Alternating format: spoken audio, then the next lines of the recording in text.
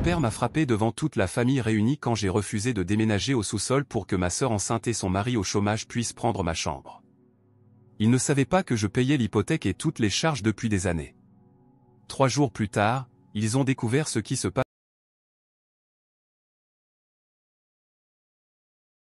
Encore un sens. Un bourdonnement régulier, propre, le son de la logique et de l'ordre des uns et des zéros qui construisaient des mondes à l'intérieur d'un écran illuminé. Là, dans ma chambre d'enfant transformée en bureau à distance, j'étais un créateur, un résolveur de problèmes.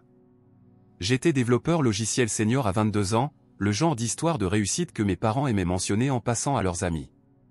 Mais de l'autre côté de cette porte, le code devenait chaotique, la logique s'effondrait. De l'autre côté de cette porte, je n'étais qu'un étranger, l'inspecteur infaillible, le distributeur automatique humain, la colonne silencieuse qui soutenait une maison qui s'effritait discrètement. La porte grinça en s'ouvrant et une odeur mêlant cuisine sur le feu et anxiété se répandit dans l'air. C'était ma mère, Claudia, portant une assiette avec une part de tarte aux pommes. Son sourire était chaleureux, mais calculé et du genre qu'elle affichait quand elle s'apprêtait à demander quelque chose. « Tu travailles tellement, mon chéri » dit-elle en posant l'assiette à l'extrémité de mon bureau, dangereusement près d'une pile de manuels techniques. « C'est comme ça, maman, répondis-je avec un sourire fatigué. Je corrige un bug critique depuis 6 heures et mon cerveau est embouilli. Elle passa la main dans mes cheveux, un geste hérité de mon enfance qui ressemblait désormais à un prélude. On est tellement fiers de toi, tu le sais, hein? Je sais, maman. Elle laissa sa main sur mon épaule. Écoute, mon chéri, je sais que ce n'est pas le bon moment, mais je viens de regarder les tickets du supermarché et tout a tellement augmenté ce mois-ci. Il manque environ 200 $ pour les grosses courses du week-end. Je ne la regardais pas. Je gardais les yeux fixés sur l'écran, les doigts suspendus au-dessus du clavier. Je savais très bien qu'elle avait déjà fait de grosses courses il y a 3 jours. J'avais vu les sacs. Je savais aussi que mon père parlait d'acheter un nouveau set de club de golf. Je ne dis rien. Je hochai simplement la tête, pris mon téléphone et ouvris l'application bancaire. Aucun problème, murmurai-je en touchant l'écran du pouce. Je vais te les envoyer. Ah, tu me sauves la vie, soupira-t-elle. Le soulagement dans sa voix était immédiat et total. Elle se pencha et m'embrassa la tempe. C'est ça, la famille. On s'entraide. Elle prit ma tasse vide sur le bureau. Je vais te chercher du café tout frais. En sortant, sa phrase resta suspendue dans l'air. C'est ça, la famille. C'était la justification de tout. C'était la raison pour laquelle la moitié du paiement hypothécaire de cette maison, une maison dont mon nom n'apparaît même pas sur l'acte, était prélevée automatiquement sur mon compte chaque mois. C'était la raison pour laquelle la facture d'électricité, d'internet, ma source de travail et d'eau était tout à mon nom, entièrement payée par moi. C'était la raison pour laquelle j'avais vidé une grande partie de mes économies l'hiver dernier pour réparer le toit qui fuyait après une tempête. Pendant que je signais le chèque, j'entendais mon père se plaindre que les entrepreneurs étaient des voleurs. C'était la raison pour laquelle j'avais co-signé le crédit voiture de ma mère et, quand les mensualités devinrent trop lourdes, j'en avais simplement pris l'entière responsabilité. Je me suis renversé en arrière, les ressorts de ma chaise grinçant en signe de protestation. Je justifiais tout cela avec une pensée aussi simple que dangereuse, ça maintient la paix. Mon père était fier, un homme qui ne supportait pas l'idée d'être vu comme un raté. Ma mère était fragile, toujours préoccupée par les apparences. Mes contributions leur permettaient de préserver la façade d'une vie confortable, stable, de classe moyenne. C'était mon cadeau secret pour eux, un cadeau qu'ils n'avaient jamais reconnu et que je n'avais jamais mentionné. La porte d'entrée claqua, suivie du bruit lourd de bottes sur le parquet. Un instant plus tard, ma porte s'ouvrit sans qu'on frappe. C'était Sarah, ma sœur aînée, 25 ans, irradiant cette assurance injustifiée de ceux qui n'ont jamais réellement affronté une conséquence. Derrière elle, son mari Mike, un type maigre aux yeux perpétuellement inquiets, qui semblait se rétrécir un peu plus chaque jour. Sarah s'appuya contre le chambranle de la porte, un sourire sarcastique sur les lèvres. « Toujours en train de sauver le monde avec ta magie informatique, hein » dit-elle. « Je suis plus fatigué que je ne voudrais, soupirai-je. Mike a passé un super entretien dans une boîte de logistique.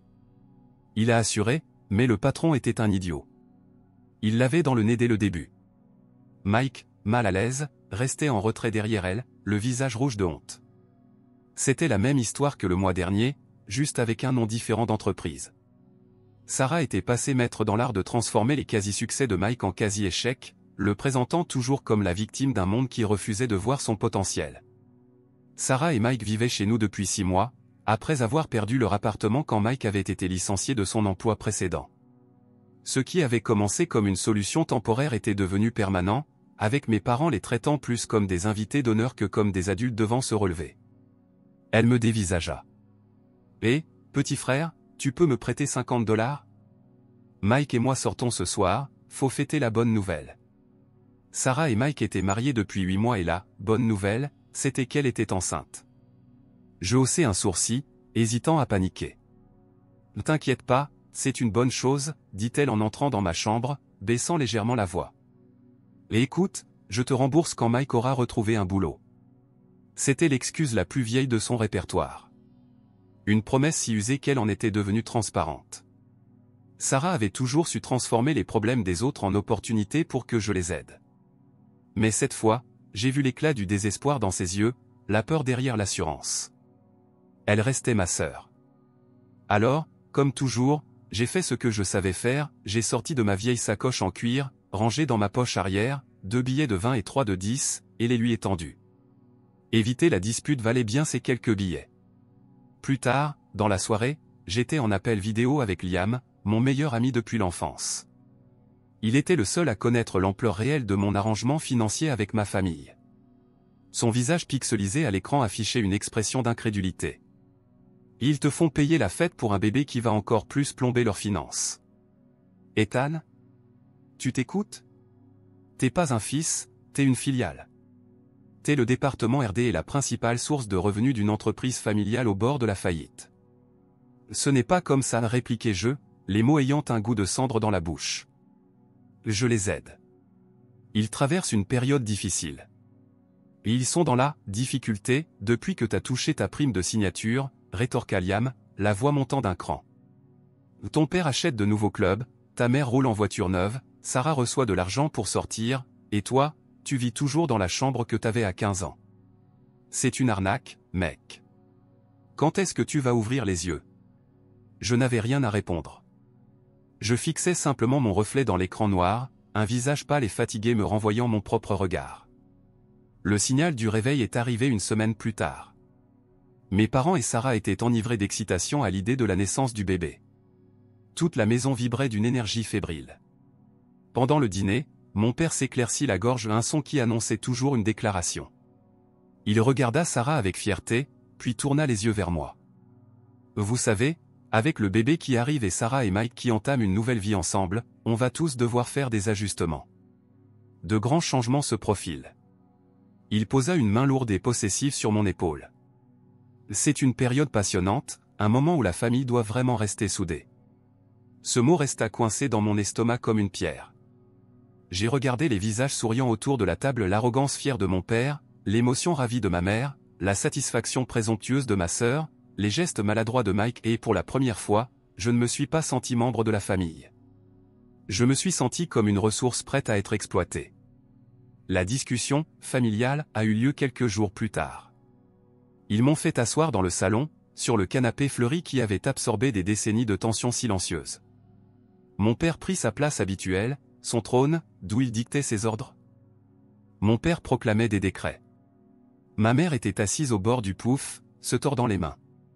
Ce n'était pas une discussion, c'était une sentence. Sarah était assise à côté d'elle, une main protectrice sur son petit ventre arrondi, tandis que Mike restait inconfortablement près de la fenêtre.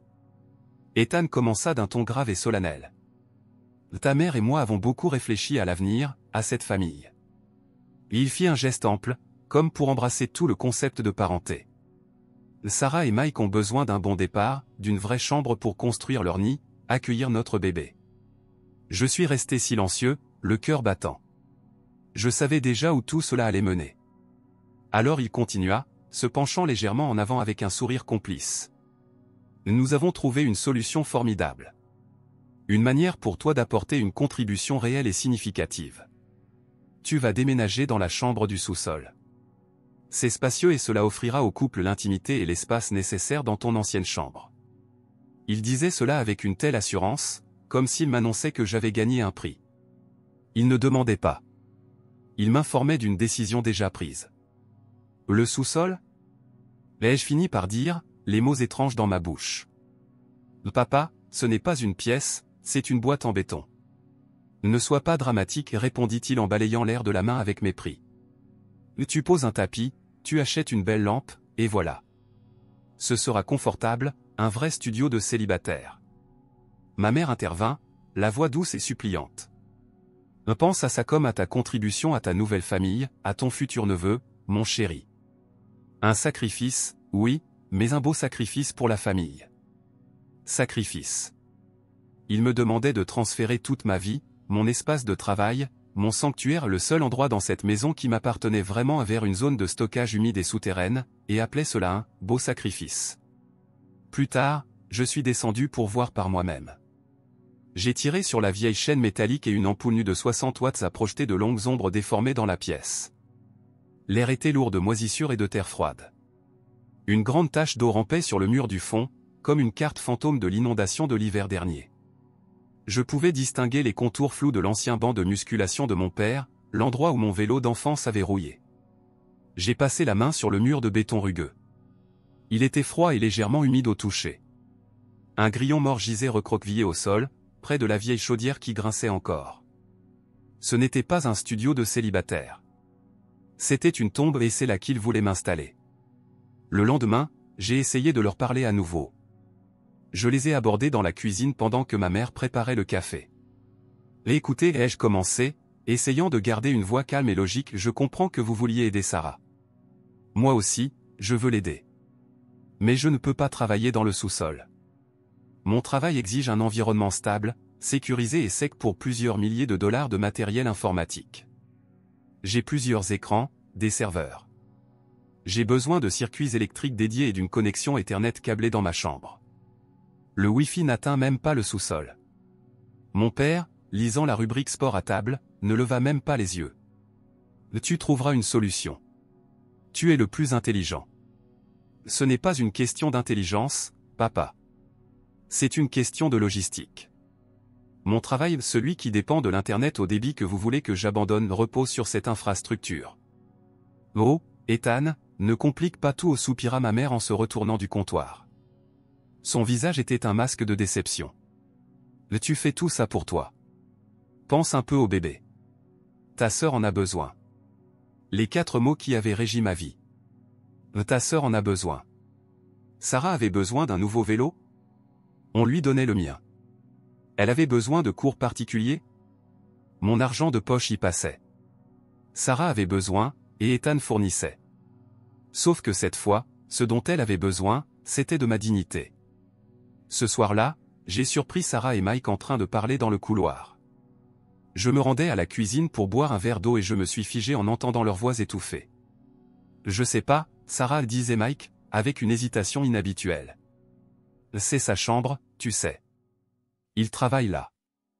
Chérie, sois réaliste, répondit Sarah, ferme et pragmatique. On a besoin de cet espace. On va avoir un bébé. Qu'est-ce qu'on est censé faire? Vivre au sous-sol? Il est célibataire, il se débrouillera. Il est intelligent, il trouvera une solution.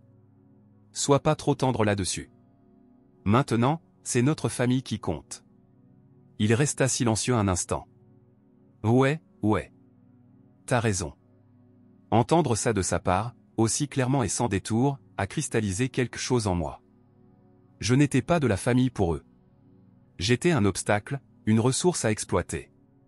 Et ma sœur, celle qui aurait dû être mon allié, me considérait comme un inconvénient, tandis que mon beau-frère, malgré ses doutes, était trop faible pour me défendre quand ça comptait. Le lendemain, mon téléphone vibra. C'était ma tante Carole, la sœur cadette de mon père.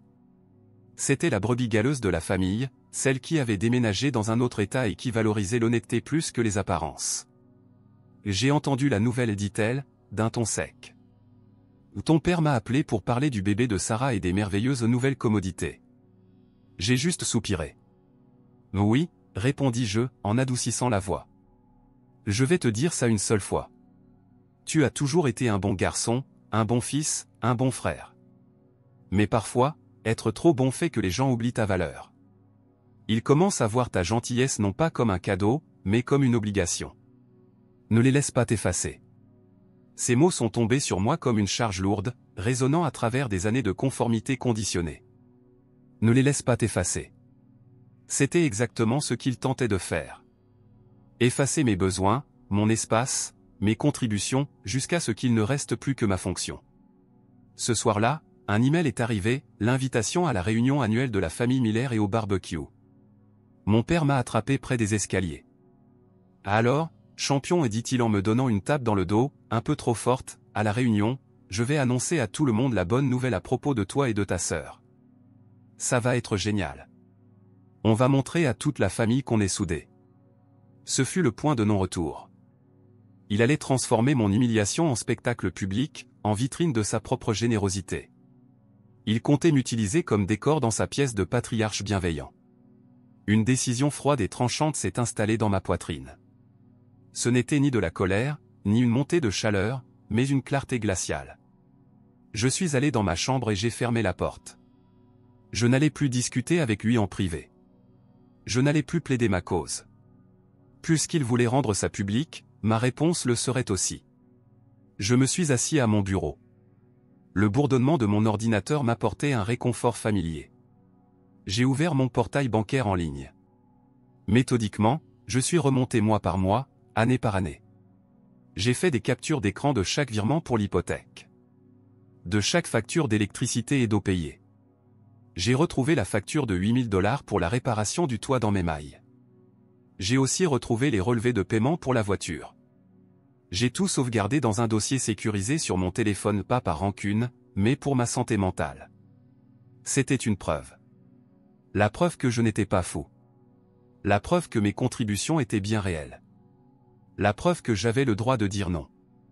Je n'étais plus en train de réagir. J'étais en train de me préparer. Il voulait faire une annonce publique ? Très bien. J'aurai une réponse publique prête.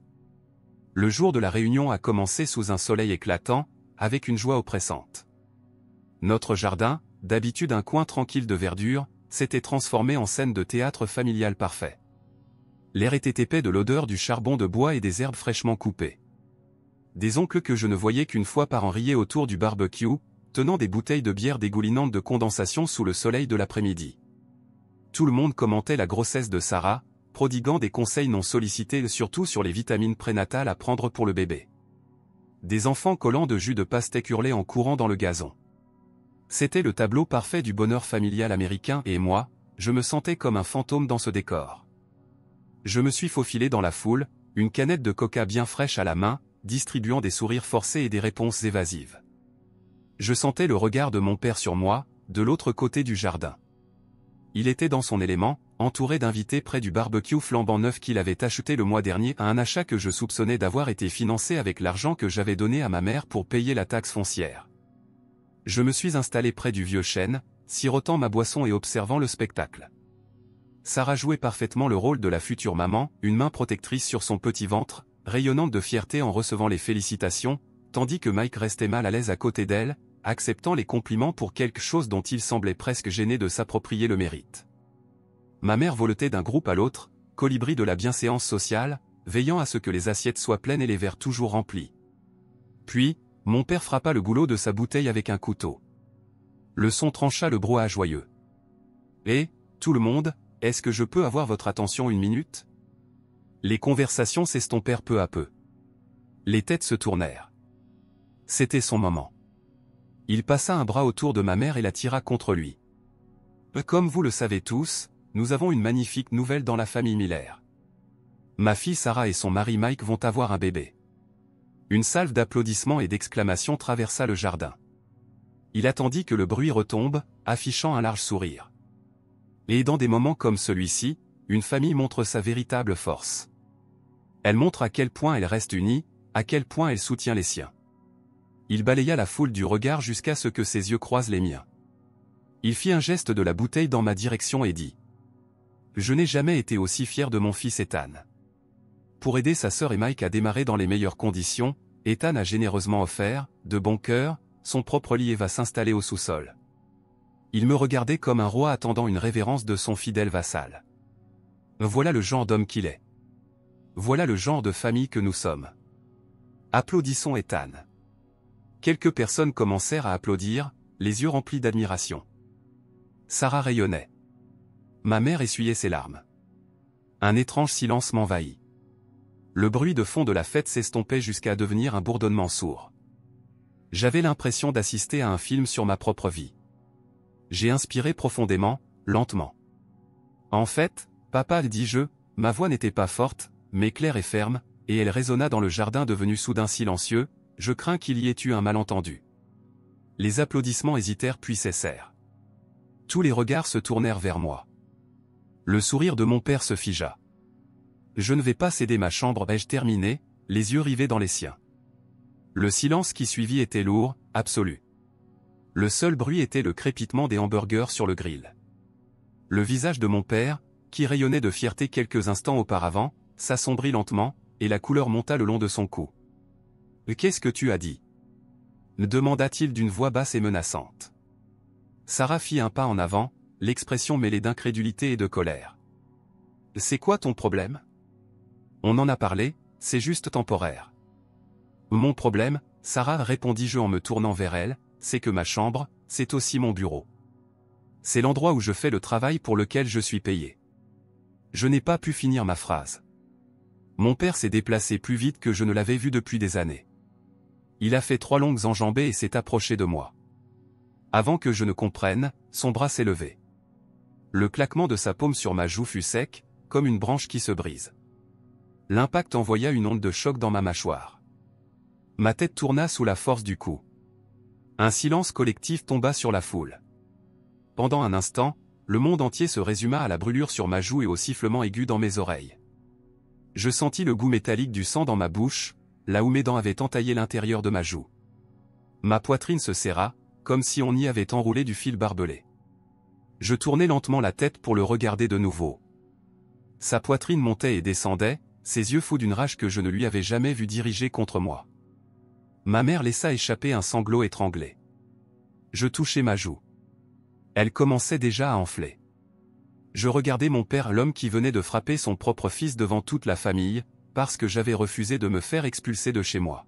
« Tu m'as frappé, et dis-je, la voix à peine audible. » Puis, un peu plus fort, la voix tremblante d'une colère froide et lucide que je ne me connaissais pas. « Tu m'as frappé pour une chambre. » Je fis un pas en arrière, mettant de la distance entre nous. Je regardais au-delà de lui, vers le visage horrifié de ma mère, vers l'expression choquée et soudainement coupable de Sarah, vers Mike, qui semblait vouloir disparaître, et vers les visages stupéfaits de mes oncles et tantes. « Nous parlons de ce que j'ai payé, et dis-je, désormais d'une voix ferme. Je sortis mon téléphone. Mes mains tremblaient, mais mon esprit était clair. Je levai l'appareil. Cette famille s'aide mutuellement. Cette famille soutient les siens. Ces 2 dernières années, j'ai payé la moitié de l'hypothèque de cette maison, chaque mois. Je fis glisser l'écran. Je paie la facture d'électricité. Glissement. Je paie l'Internet au débit que tout le monde utilise. Glissement. Quand le toit a fui l'hiver dernier, ce n'est pas l'assurance qui a payé les 8 000 $, c'était moi. Je regardais ma mère. La voiture que tu as conduite aujourd'hui? Je paie aussi ses mensualités. Je baissai le téléphone. Ma voix baissa aussi, mais sans perdre sa force. Cette chambre n'est pas un cadeau que vous pouvez me faire. C'est la seule chose dans cette maison que je n'ai pas encore payée. Alors, ne me parlez plus jamais de sacrifice. Le silence était total. Mon père ne bougeait plus, le visage figé entre le rouge et le blanc. Sa colère s'évanouissait dans une stupeur muette. Ma mère pleurait désormais à chaudes larmes, la main sur la bouche. Sarah avait l'air de vouloir vomir. Elle fuyait mon regard. Mike restait derrière elle, le visage pâle, figé par le choc et une sorte de prise de conscience. Ma tante Carole fut la première à bouger. Elle vint droit vers moi et posa une main sur mon bras. « Viens, Ethan, dit-elle doucement. On s'en va. » J'acquiesçai, sans quitter mon père des yeux. Je la laissai m'éloigner. En passant devant ma famille, devant les débris de l'image parfaite qu'ils avaient tenté de construire, je ne ressentais aucune victoire. Seulement un vide immense, creux, silencieux. « Ethan, attends !» cria ma mère, la voix brisée. Je ne me suis pas arrêté. J'ai traversé le portillon latéral, suis monté dans la voiture, et j'ai fermé la porte. Le bruit de la portière qui se referme fut le son le plus définitif que j'ai jamais entendu. En m'éloignant du trottoir, j'ai vu mon père debout sur la pelouse ou une statue brisée au milieu de la fête ruinée. J'ai passé la nuit dans une chambre d'hôtel impersonnelle et stérile. La climatisation était trop froide, les draps trop raides, mais c'était paisible. Pour la première fois depuis des années, les seuls besoins que j'avais à considérer étaient les miens. Je n'ai pas répondu au flot de messages et d'appels. À la place, je me suis assis au bord du lit. La lumière de mon ordinateur portable éclairait mon visage pendant que je commençais à démonter, méthodiquement, la structure que j'avais construite autour de ma famille. Ce n'était pas un acte de colère, c'était un acte de conséquence aussi calme et logique que de déboguer une ligne de code. Je suis entré dans mon compte bancaire. Le virement automatique de l'hypothèque vers le compte de mon père a été annulé. Je me suis connecté au portail des services publics de la ville. L'électricité, l'eau, l'Internet, tous les services que je payais ont été programmés pour être coupés faute de paiement. Le prêt de la voiture de ma mère? J'ai changé le mot de passe et annulé le paiement automatique. Chaque clic était une coupure silencieuse, sectionnant un fil de dépendance. Quand j'ai eu terminé, j'ai bloqué tous leurs numéros et éteint mon téléphone. J'avais besoin de silence. 3 jours plus tard, je suis retourné chez moi en voiture. Liam m'accompagnait et une présence silencieuse et solide pour laquelle j'étais profondément reconnaissant. Je voulais seulement récupérer mon ordinateur, mon matériel de travail et quelques vêtements. Le reste, il pouvait le garder. La maison était étrangement silencieuse à notre arrivée. Aucune lumière n'était allumée, même si c'était un après-midi sombre et couvert. On aurait dit une maison vide. Mes clés fonctionnaient encore. Nous sommes entrés dans un silence lourd et figé. L'air était froid, immobile. Le bourdonnement familier du réfrigérateur avait disparu. Nous les avons trouvés dans le salon, assis comme des fantômes dans la lumière grise de l'après-midi. Mon père était affalé dans le fauteuil, semblant avoir pris 10 ans en quelques jours. Ma mère était sur le canapé, le visage gonflé et marqué par les larmes. Tous deux levèrent les yeux quand j'entrai, leur regard grand, plein de peur et de désespoir. Ethan murmura ma mère en se levant et Dieu merci. L'électricité a été coupée, il n'y a plus d'internet. On a reçu une lettre, un avis urgent concernant l'hypothèque. Je sais, répondis-je calmement et j'ai arrêté de payer. Mon père finit par bouger. Tu as fait ça? Sa voix n'était plus qu'une version brisée de l'autorité menaçante qu'il incarnait jadis. Tu laisserais ta propre famille dans le noir? Tu m'as giflé devant tout le monde, répondis-je, la voix vide d'émotion. Je crois qu'on n'a pas la même définition de famille. C'est à ce moment-là que ma mère s'effondra. Le masque de déception tomba, et un désespoir brut jaillit. Tu ne comprends pas, dit-elle comme une supplique, faisant un pas vers moi. On avait besoin de cet argent.